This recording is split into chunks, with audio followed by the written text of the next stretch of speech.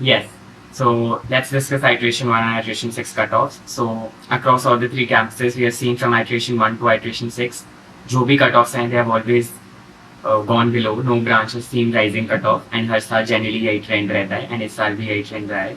जो सबसे steepest हमने fall देखा है वो chemical at Pilani campus था जो 37 marks के लिए है, which we are thinking from starting iteration 1 till iteration 6.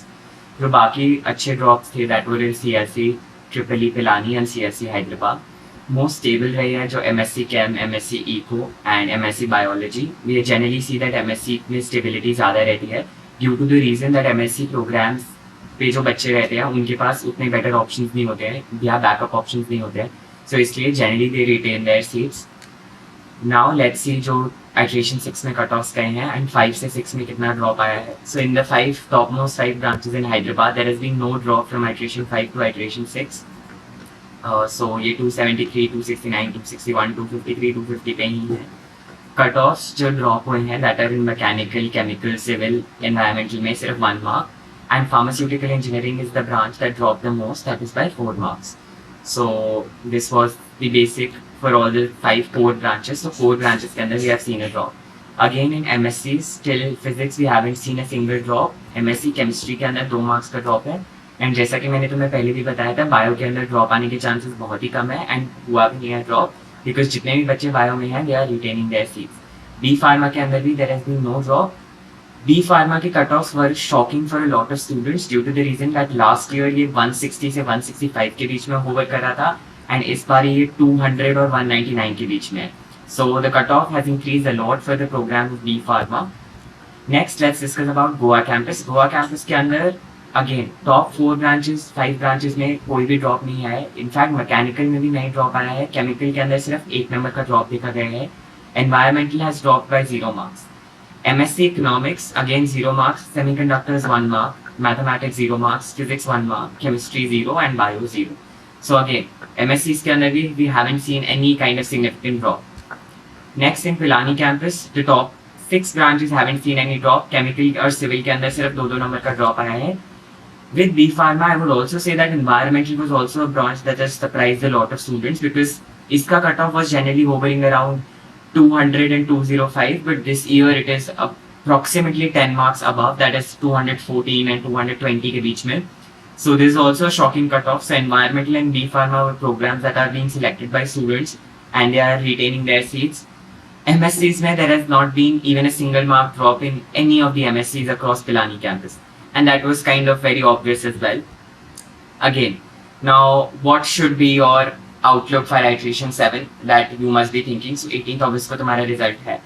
So first of all तो मैं तुम लोगों को बताना चाहता हूँ कि iteration 7 में अब जो भी ड्रॉप्स आएंगे वो तुम उन्हीं ब्रांचेस के अंदर एक्सपेक्ट करो जिसमें iteration 6 के अंदर भी शायद ड्रॉप आया. जो बाकी ब्रांचेस हैं अब वो ऐसा ट्रेंड दिखा रही हैं कि their seats have been totally finalized. Like students have started studying in the college. 10 दिन हो चुके हैं academic semester को start हुए. So now they may not be leaving those seats. So अब जिन भी branches में drop नहीं आया है in iteration 6 and अगर तुम उस branch का wait कर रहे हो तो उस branch में wait करने का कोई फायदा नहीं है. Next iteration 7 के अंदर जैसे हमने देखा कि गोवा कैंपस के अंदर MSc Chem में फॉल आउट आया है. हैदराबाद कैंपस के अंदर MSc Chemistry में फॉल आउट आया है. पिलानी में किसी भी MSc में फॉल आउट नहीं आया. सो तुम गोवा एंड हैदराबाद में जो बच्चे शायद 1 या 2 नंबर के डिफरेंस है, मतलब 1 नंबर सेफ है, 2 नंबर भी सेफ है, बट उसके बाद अगर तुम्हारा डिफरेंस है तो शायद तुम्हारे लिए प्रॉब्लम हो सकती है.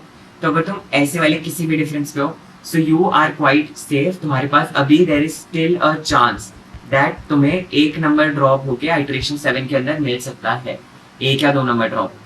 बट जो बच्चे ऐसी वाली ब्रांचेस के लिए वेट कर रहे हैं, शायद वो अपग्रेड के लिए वेट कर रहे हैं कि हमारी ट्रिपल ई से EC हो जाए, हमारी ENI से ट्रिपल ई हो जाए, तो उसमें अब चांसेस कम है क्योंकि हर एक लेवल पर बच्चों ने अपनी सीट्स फाइनलाइज कर ली है. नेक्स्ट फार्मास्यूटिकल इंजीनियरिंग हैदराबाद में हमने देखा है कि 4 marks का ड्रॉप आया था. तो मतलब हमें इसमें दिख रहा है कि बच्चे ने अभी कैंपस को थोड़ा छोड़ा है एंड इस ब्रांच को थोड़ा छोड़ा है.